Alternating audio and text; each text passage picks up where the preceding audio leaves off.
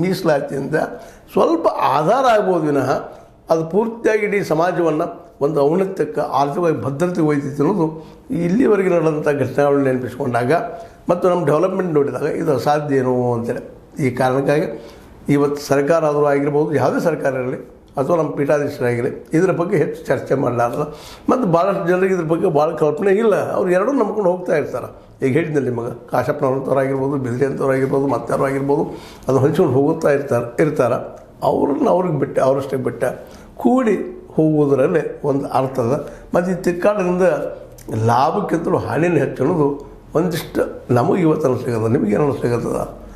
ಸುಮ್ಮನೆ ಹೋಗಿಬಿಡೋದು ನಮ್ಮ ಕೆಲಸ ಮಾಡೋದು ಒಳ್ಳೆಯದ ಅಥವಾ ನಾವು ಬೀದಿ ಜಗಳ ರಂಪ ಮಾಡಿದ್ದು ಒಳ್ಳೆಯದು? ಯಾಕಂದರೆ ಈಗ ಮೊನ್ನೆ ನಮ್ಮ ಪಂಚಪೀಠಾಧೀಶರು ಫಂಕ್ಷನ್ ಮಾಡಿದ್ರೆ ಈಗ ಕೌಂಟ್ರ್ ಇವ್ರು ಮಾಡ್ತಾಯಿದ್ದಾರೆ. ಈ ಕೌಂಟ್ರ್ ಏನದಲ್ಲ ವಾದ ವಿವಾದ ಇದು ಹೆಚ್ಚಿನ ಲಾಭ ಅಂತ ಅಲ್ಲಾರದು ಮತ್ತು ಮೀಸಲಾತಿ ಎಲ್ಲದು ಪರಿಹಾರ ಅಲ್ಲ ಅನ್ನೋ ಎರಡು ವಿಷಯ ತಿಳ್ಕೊಂಡು ಅಥವಾ ಅರ್ಥ ಮಾಡ್ಕೊಂಡು ಇಲ್ಲಿ ರಿಸಲ್ಟ್ ಅದು ನಮ್ಮ ಕಣ್ಣು ಮುಂದೆ ಅದು ನೋಡಿದ್ರೆ ಗೊತ್ತಾಗ್ತದೆ. ಆ ದಿಶೆಯಲ್ಲಿ ಮುನ್ನಡೆದು ಅವ್ರ ಪೂಜೆ ಅವ್ರು ಮಾಡಲಿ, ಇವ್ರ ಪೂಜೆ ಇವ್ರು ಮಾಡಲಿ, ಬಸವಣ್ಣನ ವಿಚಾರಗಳು ಬಸವಣ್ಣನವರ ಫಾಲೋವರ್ಸ್ ಇರಲಿ, ನಿಮ್ಮ ವಿಚಾರಗಳು ನಿಮ್ಮ ಜೊತೆ ಇರಲಿ ಅಂದಾಗ ನಾವು ಕೂಡಿ ಹೋಗ್ಲಿಕ್ಕೆ ಸಾಧ್ಯ ಅನ್ನೋದನ್ನು ನಾವು ನೆನಪಿಟ್ಟು ಹೋಗಬೇಕಾಗಿದೆ ಅಂತ ಹೇಳ್ತಾ ನನ್ನ ವಿಚಾರ ನಿಮಗೆ ಲೈಕ್ ಆಗದೇ ಇದ್ದರೆ ಟೀಕಾ ಮಾಡೋದು ಇಲ್ಲ. ಲೈಕ್ ಮಾಡಿ, ಶೇರ್ ಮಾಡಿ, ಕಮೆಂಟ್ ಮಾಡಿ, ಸಬ್ಸ್ಕ್ರೈಬ್ ಮಾಡಿರಿ. S60 ನ್ಯೂಸ್ ಅರ್ಥ ಸಿದ್ದರಾಮಯ್ಯ ಸತ್ಯ ಕೈಗನ್ನಡಿ ವಂದನೆಗಳು.